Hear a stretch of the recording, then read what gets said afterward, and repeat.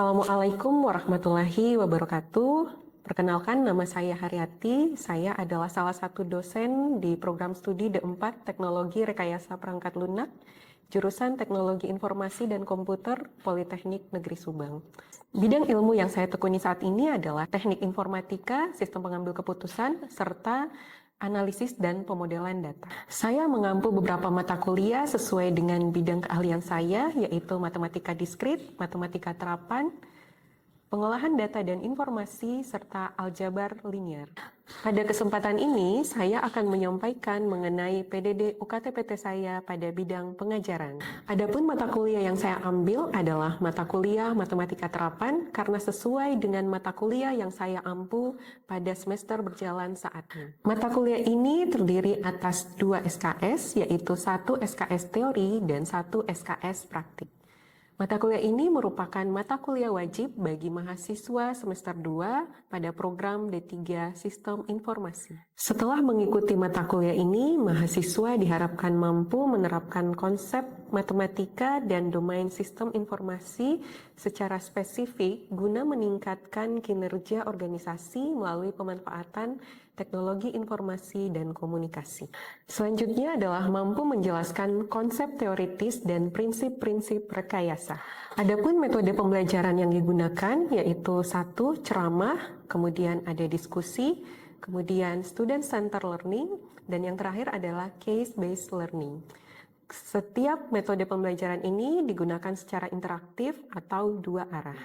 Mata kuliah ini terdiri atas 18 pertemuan, yakni 8 pertemuan sebelum UTS dan 8 pertemuan setelah UTS.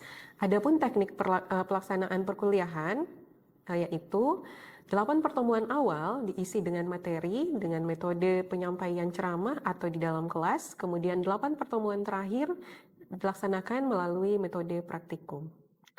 Adapun CPMK dari mata kuliah ini yaitu 1. Mampu menerapkan konsep matematika pada domain sistem informasi guna untuk meningkatkan proses dan kinerja organisasi. 2. Mampu mengimplementasikan konsep matematika pada penyimpanan dan pengolahan data menjadi informasi. 3. Mampu menerapkan konsep matematika untuk membuat suatu algoritma guna untuk menyelesaikan atau menjalankan komputasi tertentu. Terdapat 13 sub CPMK pada mata kuliah ini, yaitu 1. Mampu memahami pola barisan dan deret bilangan. 2. Mampu menganalisis pola barisan bilangan, deret bilangan, dan notasi sigma, serta menuliskan aturan matematis secara mandiri. 3. Mampu mengkonstruksikan rumus dari suatu barisan dan deret aritmatika. 4. Mampu menyelesaikan permasalahan matematika yang terkait dengan barisan dan deret aritmatika. 5. Mampu mengkonstruksikan rumus dari suatu barisan dan deret geometri. 6. Mampu menyelesaikan permasalahan matematika yang berkaitan dengan barisan dan deret geometri. 7. Mampu memahami konsep dasar matriks, jenis-jenis matriks, transpose matriks, dan juga inverse matriks. 8. Mampu menyelesaikan operasi aritmatika pada matriks serta mencari nilai determinan. 9. Mampu menyelesaikan sistem persamaan linear. 10. Mampu memahami pengertian relasi, representasi relasi, dan sifat-sifat relasi. 11. Mampu menentukan relasi inverse, relasi kombinasi, dan komposisi relasi. 12. Mampu memahami konsep aljabar relasional. 13. Mampu menerapkan operasi dasar dan operasi tambahan pada aljabar relasional dan pengimplementasian di basis data. Adapun bahan kajian pada mata kuliah ini yaitu 1. Barisan dan deret bilangan, 2. Matriks, 3. Sistem persamaan linear, 4. Relasi, dan yang kelima adalah aljabar relasional. Kriteria dan bobot penilaian pada mata kuliah ini terdiri atas 1. Penugasan sebesar 20%, 2. Kuis sebesar 20%, 3. Ujian tengah semester sebesar 30%, dan yang keempat, ujian akhir semester sebesar 30%. Saya melakukan kegiatan micro-teaching pada pertemuan 5. Adapun tujuan pembelajaran yang akan dicapai pada akhir perkuliahan yaitu 1. Mahasiswa mampu melakukan operasi penjumlahan dan pengurangan pada matriks. Yang kedua, mahasiswa mampu melakukan operasi perkalian skalar dan matriks. Dan yang ketiga, mahasiswa mampu melakukan operasi perkalian matriks dengan matriks. Bahan kajian pada perkuliahan ini yakni jenis-jenis operasi pada matriks dan metode perhitungan operasi matriks. Terdapat 3 fase pada perkuliahan ini, yaitu 1. Fase delivery. Saya melakukan review mengenai materi yang telah saya sampaikan pada pertemuan sebelumnya, kemudian saya menyampaikan tujuan pembelajaran pada materi pertemuan saat ini, serta penyampaian materi perkuliahan. Selanjutnya adalah fase kedua, yaitu interaction. Pada fase ini, saya melakukan diskusi serta tanya jawab kepada mahasiswa. Dan fase terakhir adalah assessment. Fase assessment ini saya gunakan untuk mengukur kinerja mahasiswa terkait capaian pembelajaran. Saya melakukan assessment dengan memberikan post-test dan juga tugas mandiri kepada mahasiswa. Adapun bagaimana saya menyampaikan materi pada perkuliahan matematika terapan akan saya sampaikan melalui video micro-teaching berikut ini.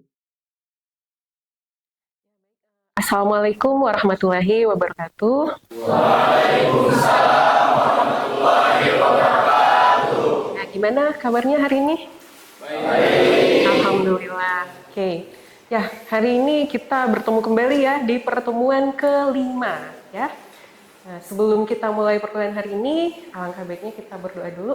Silahkan Pak Hari ya. Untuk memulai mata kuliah pada hari ini, alangkah baiknya kita berdoa terlebih dahulu. Berdoa menurut kepercayaan masing-masing dimulai.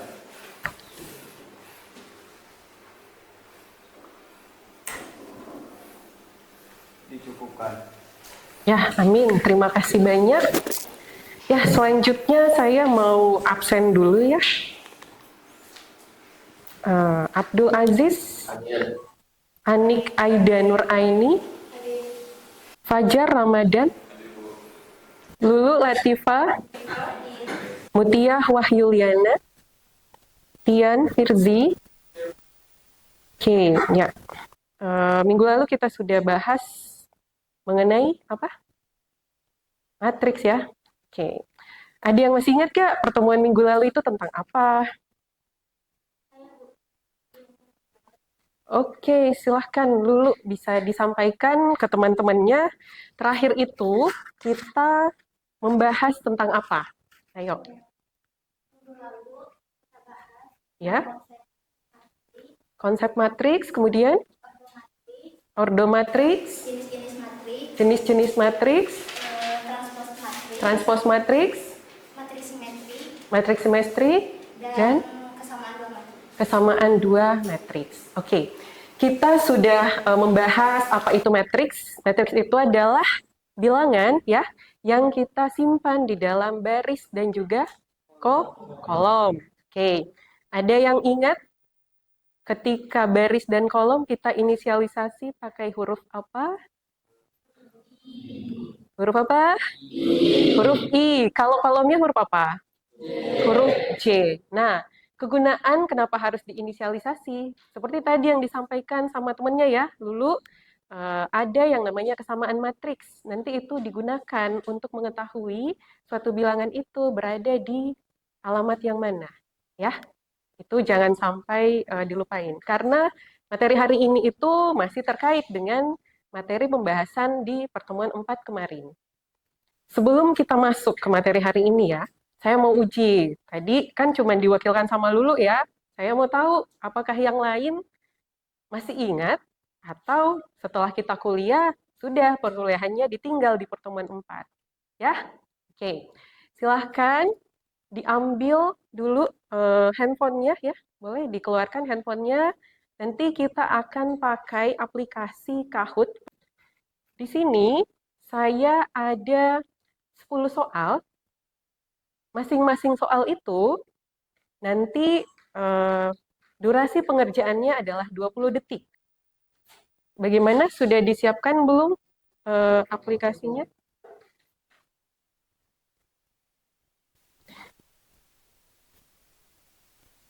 Nah,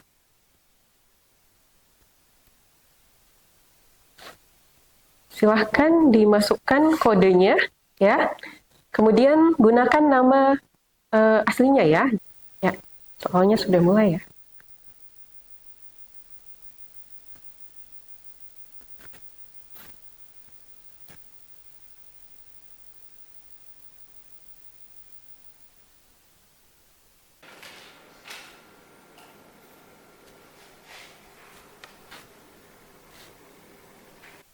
Soal terakhir ya.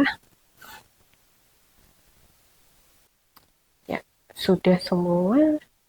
Dari 26 orang itu ada 86% yang menjawab benar. Jadi saya bisa simpulkan ya, kalau kalian sudah paham terkait materi konsep dasar matriks yang sudah kita bahas di pertemuan keempat. Sebelum kita membahas apa itu operasi matriks, kita harus tahu. Jadi kalau kita mau melakukan sesuatu, kita harus punya apa? Tujuan ya. Sebelum kita belajar tentang operasi matriks, kita harus tahu dulu apa tujuan kita mempelajari ini. Yang pertama, mahasiswa mampu menyelesaikan operasi penjumlahan pada matriks. Kemudian yang kedua, mahasiswa mampu menyelesaikan operasi pengurangan pada matriks. Kemudian, mahasiswa mampu menyelesaikan operasi perkalian matriks dengan bilangan skalar. Dan yang terakhir, mahasiswa mampu menyelesaikan operasi perkalian matriks dengan matriks. Jadi, dari kita melihat tujuan ini, kita bisa menyimpulkan, oh ada 1, 2, 3, ada 3 jenis operasi yang ada pada matriks, yang mana pada operasi perkalian itu dibagi 2, ya. Ada yang skalar dengan matriks, ada yang matriks dengan matriks. Saya rasa kalian tahu nih, operasi penjumlahan itu caranya bagaimana, pengurangan bagaimana, perkalian bagaimana. Kalau biasanya pakai bilangan-bilangan real, ya.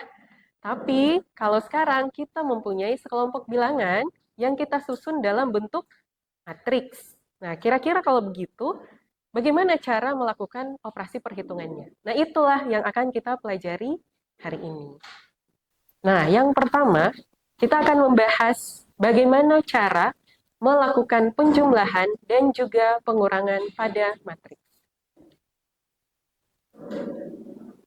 Yang pertama yang harus kita ingat itu adalah jika dua matriks atau apabila kita ingin menjumlahkan dua buah matriks atau mengurangkan dua buah matriks, maka syarat yang pertama itu adalah ordonya harus sama, ya. Kalau misalkan kita punya matriks A, ordonya 2 kali 2, berarti matriks yang bisa dilakukan penjumlahan atau pengurangan terhadap matriks A adalah matriks yang ordonya juga 2 kali 2. Betul. Selanjutnya, adapun elemen yang dapat dijumlahkan atau dikurangkan, yaitu elemen-elemen yang seletak. Ya, tadi kita sudah sempat ulas persamaan matriks itu ada kaitannya ya dengan elemen-elemen yang seletak. Lalu, saya ada pertanyaan nih. Apa sih itu elemen-elemen yang seletak? Ada yang bisa bantu jawab? Oke, silahkan. Kemudian, elemen yang seletak adalah elemen pada matriks Y yang menempati baris dan kolom yang sama. Misalnya sama-sama menempati baris 1 dan kolom 1, atau juga bisa disebut elemen A. Oke, ya. Baik, terima kasih ya Tian, jawabannya bagus. Kita bisa lihat di dalam matriks ya. Bentar. Nah, kita tahu bentuk umum matriks itu kita tulis A11, A12, A13. Kemudian misalkan kita punya matriks ya, matriks A sama dengan 1, 2, 3, 4. Kemudian ada matriks B sama dengan 5, 6, 7, 8. Tadi kan syaratnya harus ordonya sama. Kita cek. Ini ordo berapa kali berapa? 2 kali 2. Matriks B? 2 kali 2. Kalau memenuhi ordonya sama, bisa nggak dilakukan penjumlahan? Bisa. Nah, sekarang cara melakukan penjumlahannya bagaimana? Tadi yang seletak. A11 kita lanjutin ya. Saya kasih contohnya yang A21, A22. Ini adalah bentuk umum dari matriks ordo 2 kali 2. Ya. Kalau saya bilang A11 di matriks A itu angka berapa elemennya? 1. Kalau di matriks B yang menempati A11 juga itu angka berapa? 5. Itu dianggap seletak karena sama-sama di baris pertama, kolom pertama. Ini pun sama di baris pertama, kolom pertama. Maka disebut elemen yang seletak. Jadi kalau mau dilakukan operasi, ini hanya bisa dijumlahkan kalau operasinya adalah A tambah B. Ini dijumlahkan dengan ini, A11 masing-masing, kemudian A12 ini dengan ini dengan ini dengan ini. Itulah yang dimaksud dengan operasi penjumlahan dengan memperhatikan ordo dan juga elemen yang seletak. Itu berlaku ya, baik penjumlahan maupun pengurangan. Bisa dipahami? Bisa. Bisa kita lanjut? Nah, baik, selanjutnya ya. Makanya di sini disebutkan matriks A M kali N dikalikan dengan bilangan skalar, hasilnya pun akan berordo M kali N. Dengan elemen-elemennya adalah hasil skalar dengan setiap elemen matriks A. Maksudnya bagaimana? Ketika kita punya sebuah matriks bilangan skalar, itu harus dikalikan dengan setiap elemen yang ada di dalam matriks tersebut. Misal, kita punya bilangan skalar, contohnya 2 ya. 2. Kita taruh di depan. 2 ini harus kita kalikan dengan elemen yang ada di A11, A12, A21, dan A2. 2 kali 1? 2. 2 kali 2? 2 kali 3? 2 kali 4? Ordonya berapa? Ini ordonya berapa? Sama ya? Makanya ketika kita mengalihkan sebuah bilangan skalar dengan suatu matriks, maka hasil operasinya adalah ordo dari matriks yang dikalikan. Dan prosesnya harus dikalikan setiap elemennya dengan bilangan skalar tersebut. Bisa dipahami? Bisa. Oke. Saya bisa next? Nah, terakhir, perkalian matriks dengan matriks. Dua buah matriks, misalkan kita punya matriks A dan matriks B, dapat dikalikan jika jumlah kolom matriks A, atau biasanya matriks yang paling kiri, itu sama dengan jumlah baris matriks B atau matriks paling kanan. Jadi, kalau tadi penjumlahan atau pengurangan, ordonya harus sama. Tapi kalau perkalian matriks dengan matriks, itu kita harus perhatikan dua buah matriksnya. Ketika matriks sebelah kirinya, kolomnya itu harus sama dengan baris dari matriks paling kanan. Kalau tidak sama, bisa tidak dilakukan perkalian? Tidak, ya. Kalau dia tidak memenuhi syarat ini, maka operasi perkalian antar matriksnya tidak dapat dilakukan. Oke. Nah, misalkan ada ordo. Jadi ordo dari hasil perkalian matriks dengan matriks itu sama dengan M. M itu apa di sini? Baris ya. Barisnya akan sama dengan matriks A dan P kolomnya akan sama dengan matriks B. Ya. Jadi hasilnya adalah C sama dengan M kali P. Bagaimana cara melakukan pengalian antar matriks? Nah, di sini ada contoh ya. Saya kasih contoh, ada matriks A, ada matriks B, ada matriks C, dan ada matriks D. Tentukanlah A dikali B, A dikali C, A dikali D, dan juga C dikali dengan D. Kita lihat bagaimana. Nah, ketika A dikali B, hasilnya 3 kali 5 ditambah dengan 2 kali 6. Itu akan menempati A11. Kemudian 1 kali 5 ini dijumlahkan dengan 4 kali 6. Menempati A1, A2, 1. Ini hasil operasinya diperoleh 27 dan 29. Bagaimana? Sudah dapat metodenya? Setiap baris dikali dengan setiap kolom. Ada 2 buah matriks, matriks AB atau matriks kiri dan matriks kanan. Matriks yang kiri itu akan dikalikan barisnya dengan kolom yang ada di matriks paling kanan.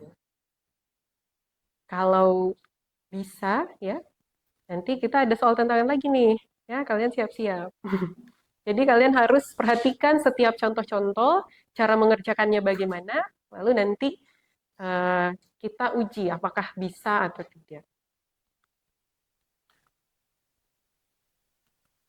Nah, di dalam matriks juga, di dalam perkalian matriks itu terdapat sifat-sifat juga. Ada berapa itu sifatnya? Ada 6 ya. Tidak komutatif, kemudian dia asosiatif, kemudian distributif kiri, kanan, identitas. K tadi apa? Yang ini? Skalar. Ketika dikalikan dengan sebuah matriks A kali B, itu akan sama saja ketika bilangan skalar K dikalikan dengan matriks A, hasilnya dikalikan dengan matriks B. Soal tantangan ini membuktikan tadi sifat yang terakhir ya, terkait suatu bilangan skalar ketika dikalikan dengan perkalian matriks. Nah, ini buktikan apakah benar ya, K itu ketika dikalikan dengan A kali B, itu hasilnya akan sama dengan bilangan skalar dikalikan dengan matriks A, kemudian hasilnya dikalikan dengan matriks B. Ketika diketahui matriks A itu sama dengan B, yaitu 1, 2, 3, 4, dan skalarnya ditentukan sama dengan 2. Silahkan, waktunya 5 menit, silahkan. 2 volunteer. Volunteer yang pertama nanti mengerjakan bagian sebelah kirinya saja, kemudian yang kedua bagian kanan. Kalau hasilnya sama, berarti sifat ini terbukti. Siapa yang mau volunteer pertama mengerjakan K, bilangan skalar K dikali dengan A, matriks A dikali B? Oke, Niken, 1. Nomor 2, kedua siapa? Oke, Tasya. Kita battle antara Niken dan Tasya ya. Kita lihat perhitungan operasi matriks yang tepat. Silakan, Bu.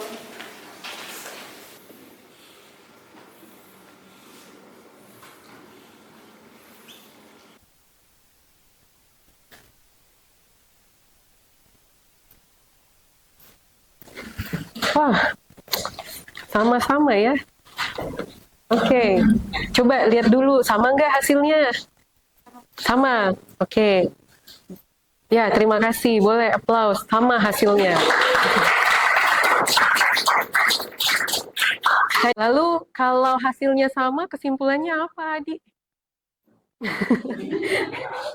Enggak, maksudnya tadi kan kalau hasilnya sama, berarti ini terbukti ya kalau sifatnya itu benar ya. Bagaimana yang lain? Dapat jawabannya sama juga? Sama. Keren sekali ya. Nah, tadi kan kira-kira masih ada lagi nggak lanjutan materi kita? Coba ingat tadi tujuan pembelajarannya, apakah sudah tercapai semua? Ya, ada berapa tadi tujuan pembelajarannya? Ada 4 ya. Kalau saya tanya, apakah kalian sudah bisa melakukan operasi penjumlahan matriks? Bisa. Pengurangan? Bisa. Kalau mau melakukan operasi penjumlahan dan pengurangan, ordonya harus? Sama. Ya. Kemudian yang dijumlahkan dan dikurangkan adalah elemen yang? Sama atau seletak. Oke. Lalu perkalian dibagi 2 ya. Ya. Kalau saya tanya, sudah bisa melakukan perkalian matriks dengan skalar? Bisa. Matriks dengan matriks? Bisa. Karena sudah mengklaim dirinya bisa, saya punya soal lagi ya.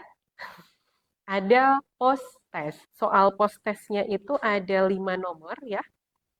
Masing-masing nomor itu dikerjakan maksimal 30 detik. Bisa dilanjut? Oke, kita start ya.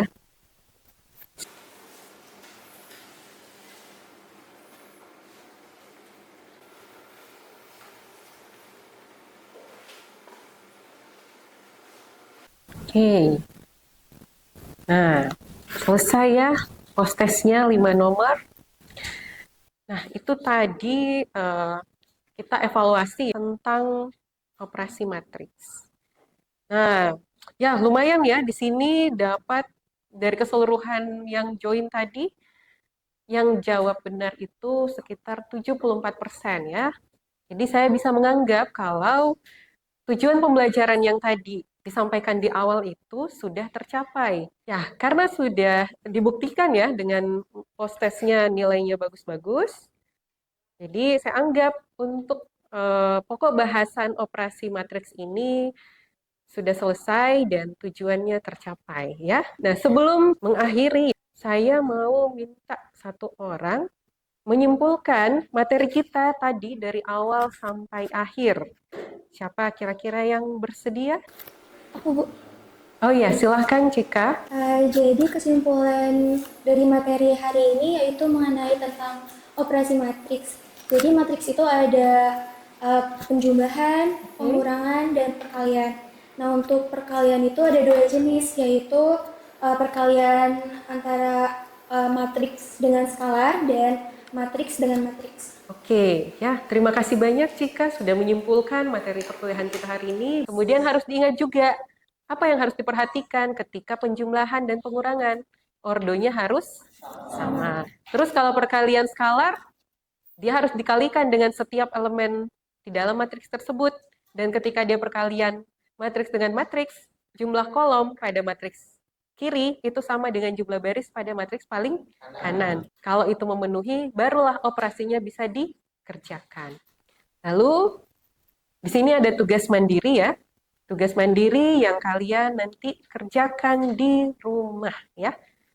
Nah, tugas ini harus kalian kerjakan dan dikumpulkan maksimal H-1 sebelum kita pertemuan minggu depan. Jadi materinya atau soalnya itu dapat kalian akses di e-learning Polsup ya, learn.polsup di kelas kita yaitu Matematika Terapan SI1A. Untuk tugas mandirinya bisa dipahami? Hari ini terima kasih banyak atas perhatiannya. Sebelum saya tutup, saya persilahkan untuk berdoa agar apa yang kita pelajari sama-sama hari ini itu dapat bermanfaat. Silahkan Fahri ya, dipimpin doa.